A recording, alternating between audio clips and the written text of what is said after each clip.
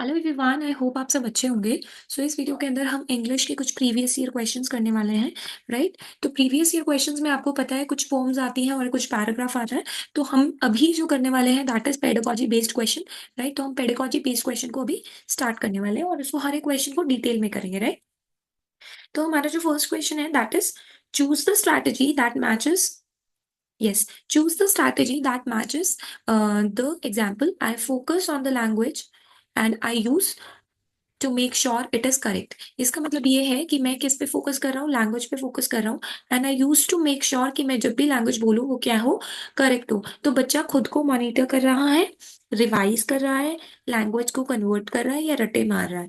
तो वो खुद को सेल्फ मॉनिटर कर रहा है कि जब भी मैं बोलूंगा अगर कुछ गलत हुआ तो मैं उसे करेक्ट करूंगा। ठीक है जी। नेक्स्ट क्वेश्चन है student in class to sing song. Students class 2 के गाना गाते हैं head shoulders knees and toes. और फिर वो उस करेक्ट पार्ट को टच भी करते हैं। जब हेड बोलेंगे तो हेड को टच करेंगे, ऐसे डिफरेंट बॉडी पार्ट्स को। राइट। कौन सा मेथड इसमें यूज हो रहा है? टोटल फिजिकल रिस्पॉन्स, पूरा फिजिकल बॉडी पार्ट्स को यूज करके वो बॉडी पार्ट्स भी सीख रहे हैं, लैंग्वेज भी सीख रहे हैं, कम्युनिकेटिव कम्युनिकेट कर रहे हैं, एक्लेटिक या ऑडियो लिंगुअल। सो फिजिकल से हमें यहीं पे पता लग जाता है कि बॉडी पार्ट्स को यूज कर रहे हैं। So that is total physical response. ठीक है।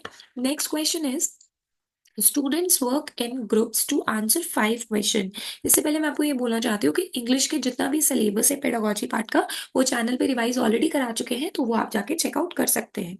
Students work in group to answer 5 question. उन्हें 5 क्वेश्चन के का जवाब देना है, वो उसने ग्रुप में देना है। ठीक है। क्वेश्चन किस बारे में? वोकैबुलरी के बारे में। और वोकैबुलरी कौन सी है? प्रीवियस यूनिट की। ठीक है। Then they exchange question. उन्होंने आपस में क्वेश्चन एक्सचेंज कर लिए दूसरे ग्रुप के साथ। तो मान लो एक ये ग्रुप है और एक बी ग्रुप है। ठीक है। एंड उन्होंने आंसर्स का जवाब देना शुरू किया। तो ये क्या है? रीडिंग रीडिंग असेसमेंट है, फीडबैक है, पीयर असेसमेंट है या सेल्फ असेसमेंट है? तो देखो रीड तो कुछ हो नहीं रहा है, फीडबैक वो ले नहीं रहे हैं, पीयर मतलब एक ग्रुप एक पीयर एक बच्चा दूसरे बच्चे की असेसमेंट कर रहा है। तो दिस इज पीयर, खुद की असेसमेंट वो कर नहीं रहे क्योंकि वो अपने आंसर दूसरों को दे रहे हैं। Right. So this is the correct answer. Then we have next question. I like it when the teacher gives me a card. मुझे पसंद है जब टीचर मुझे कार्ड देती है विद अ वर्ड और फ्रेज ऑन इट, जैसे ऑल द बेस्ट या you did well. So I have to act it out for the rest of the class so that they guess the word. सो उनको उस बच्चे को ऐसा act करना पड़ेगा। मतलब अगर जैसे थम्स अप करके दिखा दिया कि टीचर ने मुझे कहा, टीचर ने मुझे मुझे बोला कि हाँ बहुत अच्छा किया, तो बच्चे क्या कर रहे हैं? एक तरीके से गेस कर रहे हैं। तो find the learners comment with the learner preferences. तो लर्नर के क्या कमेंट होंगे और लर्नर क्या प्रेफरेंसेस होंगी? I remember language well when I memorise the phrase from the card. मुझे लैंग्वेज ज्यादा देर तक याद रहती है जब मैं फ्रेज पढ़ता हूँ कार्ड के ऊपर। आई remember language well when I hear it, जब मेरे को सुनाई देता है। आई रिमेंबर लैंग्वेज जब मैं फिजिकली इन्वॉल्व होता हूँ। या फिर आई remember language well when I see it, जब मैं देखता हूँ। अभी देखो बच्चे ने क्या किया, एक्शन करके बताया। तो एक्शन क्या हो रहा है? फिजिकली इन्वॉल्व हो रहा है ना बच्चा। तो kinesthetically is a part of Howard Gardner multiple theory of intelligence. उसने कहा जब बच्चा फिजिकली कोई एक्टिविटी कर रहा है और लर्निंग कर रहा है, ठीक है, that is kinesthetical. Next is assertion reason. All children who enter school are competent language user according to their age. अपने एज के अकॉर्डिंगली वो कॉम्पिटेंट होते हैं, इतनी लैंग्वेज बोल सकते हैं। अगर 3 साल का बच्चा है तो उतनी लैंग्वेज जानता है कि वो आपको इसमें टीचर से बात कर सके, मुझे भूख लगी है, प्यास लगी है, या जो भी जनरल चीज होती है। राइट। तो ये बात तो इन्होंने बिल्कुल ठीक कही है ना। उसके बाद उन्होंने कहा है due to language and cultural diversity they are unable to demonstrate their abilities. कई बार भाषा की वजह से वो अपनी कल्चरल डाइवर्सिटी को नहीं दिखा पाते हैं, जो कि बिल्कुल सही बात है। सो इसके अंदर दोनों ही ट्रू है, बट आर जो है वो करेक्ट एक्सप्लेनेशन नहीं है। Right. So let's move to the next question. Manjeet of class 5 speaks in different ways to his teacher. अपने टीचर से अलग अलग तरीके से बात करता है। टू हिज फ्रेंड, अपने फ्रेंड से अलग तरीके से, और एक 2 साल के बच्चे से अलग से। इसका मतलब ये है कि मंजीत नोज कि कैसी लैंग्वेज यूज करनी है सोसाइटी के अंदर, सोशल सिचुएशन में। What is this attribute? इस एट्रीब्यूट को क्या बोलेंगे? Pragmatics, semantics, act of speech या नेचुरलिस्ट। देखो इसे बोलते हैं प्रैग्मेटिक्स, जब आप बच्चा बार बार बदल रहा है लैंग्वेज को अकॉर्डिंग टू द पर्सन। ठीक है। सिमेंटिक्स तो कुछ नहीं है, सिमेंटिक्स के अंदर हम वर्ड्स को किस तरीके से ग्रामेटिकली जोड़ रहे हैं, that is semantics. Right. Naturalist होता है ऐसे ही बोल रहे हैं, और एक्ट ऑफ स्पीच की स्पीच किस तरीके से आप प्रेजेंट कर रहे हैं। So pragmatics is the correct answer. Next is a mother notices that her child sometimes say things that she has never heard adults और हर सिबलिंग से। मदर ने ये नोटिस किया कि एक बच्चा जो है वो ऐसी बातें बोल रहा है, ना तो उसके घर में उसके सिबलिंग बोलते हैं और ना ही एडल्ट बोलते हैं, और वो कंफ्यूज है, और उसे लगता है कि जो चाइल्ड है वो लैंग्वेज लर्न कर रहा है लोगों से देखकर, या मे बी उसकी फैमिली में या इमीडिएट सराउंडिंग में कोई बोल रहा है। तो उसकी मदर का बिलीफ किसके साथ रेजोनेट करता है? कंस्ट्रक्टिविज्म से। कंस्ट्रक्टिविज्म का मतलब ये है कि बच्चा दूसरे से भाषा देख के अपनी भाषा कंस्ट्रक्ट कर रहा है। बिहेवियरिज्म, बच्चे दूसरे के बिहेवियर को नोटिस करके उसे ऐड कर रहा है। बहुत सारी भाषाएं बहुत सारी नहीं बोल रहे हैं। नेटिज्म, अपनी ही आसपास की भाषा बोल रहे हैं। भाषा की बात नहीं हुई, उन्होंने बोला है कि दैट द वर्ड्स जो वो सोच दे बोल रहे हैं वो उसे इमिटेट कर रहा है, कॉपी कर रहा है।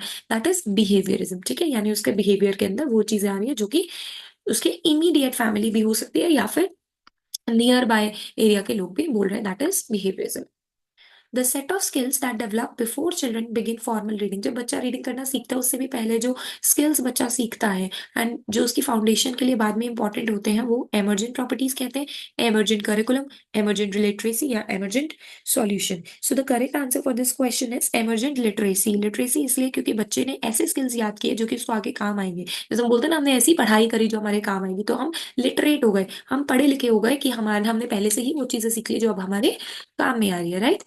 Next is a mother loves to read stories from the books to young children at home. घर में मदर को बुक्स पढ़ना, बच्चों को स्टोरी मतलब पढ़ाना या सुनाना बहुत अच्छा है, लगता है। इन दिस वे बच्चे बुक से एक्सपोज भी होते हैं, नए नए आइडियाज भी आते हैं, और बच्चे भी एंगेज होते हैं जब वो सुनते हैं। तो इस टेक्निक को क्या बोलते हैं? Dialogic reading. डायलॉग बोल के कर रहे हैं? नहीं। शेयर्ड रीडिंग, यस, बच्चा शेयर करके रीड कर रहा है। अलाउड, जोर जोर से पढ़ना, ऐसा नहीं है। मॉडल रीडिंग भी नहीं है। So correct answer is shared reading. Let's move to the next question. Our next question is again, oh, 101. The next question says an approach to teaching reading that start with basic element like letter and phonemes. ऐसी approach जिसमें teacher letter बनाना जैसे A B C formation, या phoneme sound produce करना, and teachers children that phonemes can be compound with other words. Other words के साथ भी जब आप उसको क्या कर रहे हो, कंबाइन कर रहे हो, and right. Before moving on to reading as a whole, reading पढ़ने से पहले तो हम साउंड सिखाएंगे। इसको क्या बोलते हैं? Whole language approach, bottom up approach, structural approach और टॉप डाउन अप्रोच। इसको बोलते हैं बॉटम अप अप्रोच, यानी नीचे से ऊपर की तरफ जाना। ठीक है जी, so this is bottom up approach. Next question है हमारे पास assertion reason. So assertion reason ये बोलता है use of phonetic spelling slows down the ability to learn to spell correctly. Phonetic spelling बच्चे को धीरे धीरे काम करवाती है, जो कि बहुत ही गलत है। जब हम साउंड बोलते हैं, अगर हमें बैट बोलना है तो हमें ब की साउंड आ रही है, अ की साउंड आ रही है, फिर ट की साउंड आ रही है, राइट। इससे तो हम करेक्ट लिख पा रहे हैं, पर उसने बोला है कि वो लर्न करेगा और उसकी स्पेलिंग स्लो डाउन हो जाएगी, तो ये तो वैसे ही गलत हो गया। तो हम क्वेश्चन के अंदर is false R is true बिना सोचे समझे लगा सकते हैं, क्योंकि जब फर्स्ट करेक्ट नहीं है तो और कोई ऑप्शन बचा ही नहीं, right. Let's move to the next question which is in learning a new language many student को बहुत कॉन्फिडेंस लैक होता है। जैसे कई बार इंग्लिश सीखते हैं तो हमारा कॉन्फिडेंस लूज होता है, and when speaking due to language unique pronunciation, और स्पीकिंग करते हुए प्रोनाउंसिएशन भी कई बार गड़बड़ हो जाती है। तो इस प्रॉब्लम को ओवरकम करने के लिए, सुधारने के लिए क्या करेंगे? कंडक्टिंग स्पेशल स्पीच थेरेपी कराएंगे बच्चों की। देखो ऐसा तो हम नहीं करेंगे कि बच्चे की स्पीच थेरेपी कराएं। ठीक है, स्पीच थेरेपी उनकी होती है जिनको, जिनसे वर्ड्स बोले ही नहीं जाते हैं, और यहाँ पर बच्चों की प्रोनाउंसिएशन गलत है, ना कि स्पीच में कोई प्रॉब्लम है। गेम लाइक एक्टिविटीज कराएंगे जिसमें बच्चा वर्बल इंटरेक्शन करेगा, हाँ ये करा सकते हैं। बच्चों के करेक्ट करेंगे एरर्स। देखिए हमें बच्चों के एरर्स करेक्ट नहीं करने होते हैं, राइट। हमें बच्चों को ऑब्जर्व करना होता है, और उसके बाद जो बच्चा गलतियां करता है हमें उसको रेमीडियल टीचिंग से करेक्ट करना पड़ता है। ठीक है, उन्हें प्रैक्टिस देके करेक्ट करना पड़ता है, ना कि डायरेक्ट करेक्ट करना है।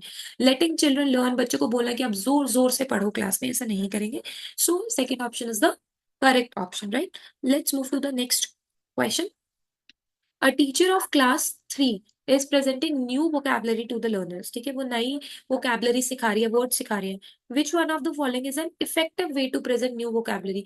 कौन सी इफेक्टिव वे है न्यू वोकैबलरी पढ़ाने के लिए? Teacher should try to explain a word meaning in the situation in which it is occur. Teacher को वर्ड मीनिंग कराने चाहिए, राइट। टीचर को उन्हें कंसाइज डेफिनेशन देनी चाहिए वर्ड्स की। टीचर को राइट करना चाहिए मीनिंग ब्लैक बोर्ड पे, और बच्चों को बोलना चाहिए इसको रट लो।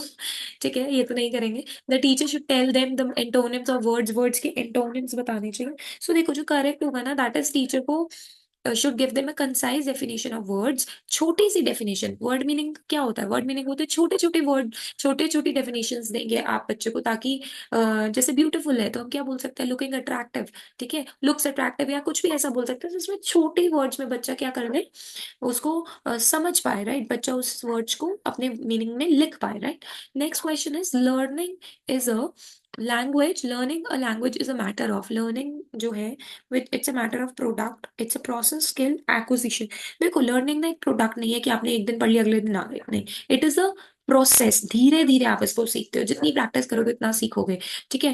एक्विजिशन तो होता है आपने एक्वायर कर लिया किसी चीज को, और लर्निंग एक स्किल नहीं है। लैंग्वेज जब आप पढ़ लेते हो, ठीक है, आपने उस चीज को सीखा, पर वो यहाँ पर पूछा इट्स अ मैटर ऑफ, किस चीज का मैटर है, कि वो एक प्रोसेस है, धीरे धीरे ही आपको लैंग्वेज आएगी, एक दिन में आप लैंग्वेज के मास्टर नहीं बन सकते हो, राइट। सो अगर जो नेक्स्ट क्वेश्चन देखें, ये सारे हमारे पोम बेस या आप बोल सकते हैं आपके पैराग्राफ बेस्ड रहते हैं, right. So this is all about today. अगर आपको वीडियो प्रोडक्टिव लगी तो please do like, share and subscribe. Thank you so much for watching.